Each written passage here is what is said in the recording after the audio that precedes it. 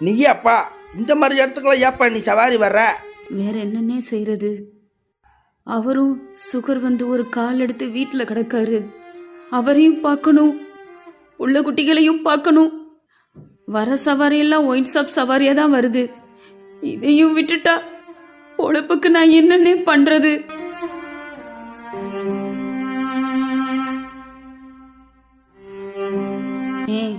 பார்த்து பத்திரமா உட்காருனே.